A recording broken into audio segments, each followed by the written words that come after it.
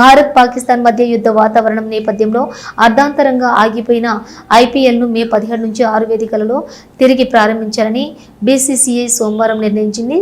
సవరించినటువంటి schedule ప్రకారం June 3న final జరగనుంది. ఇరు దేశాల మధ్య పరిస్థితులు ఒకంత సద్దుమణగడంతో బీసీసీఐ నిన్న అత్యవసరంగా సమావేశమై ఐపీఎల్ తదుపరి షెడ్యూల్ను ఖరారు చేసిన విషయం తెలిసిందే.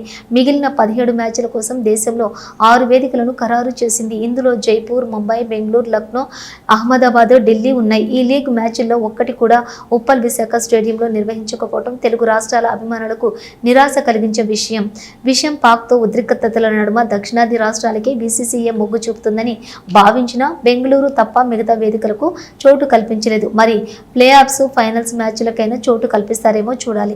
ఇక ఈ నెల 17న Royal Challengers Bengaluru, Kolkata Knight Riders, KKR మధ్య బెంగళూరులోని చిన్నస్వామి స్టేడియంలోని జరిగే మ్యాచ్తో ఐపీఎల్ సందడి మళ్లీ మొదలు కానుంది. ఈ క్రమంలో 2 ఆదివారాలు లీగ్ డబుల్ హెడర్ మ్యాచ్లు ఉండనున్నాయి. లీగ్ షెడ్యూల్ ప్రకటించిన బీసీసీఐ మే 29 నుంచి క్వాలిఫైయర్ 1తో ప్లే ఆఫ్స్ ప్రారంభమవుతాయి. మే 30న ఎలిమినేటర్, జూన్ 2న క్వాలిఫైయర్ 2, జూన్ 3న ఫైనల్ జరగనున్నాయి. అయితే ప్లే ఆఫ్స్ వేదికలను మాత్రం ఇంకా బీసీసీఐ ఖరారు చేయలేదు.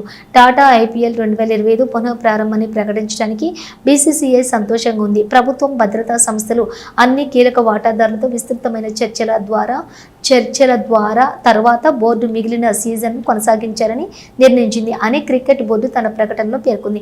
ఇదిలా ఉంటే భారత్, పాక్ పరిస్థితులు అదుపులోకి వచ్చిన వేళ లీగల్లో విదేశీ ప్లేయర్లు ప్రాతినిధ్యంపై ఇంకా స్పష్టత రావాల్సి ఉంది.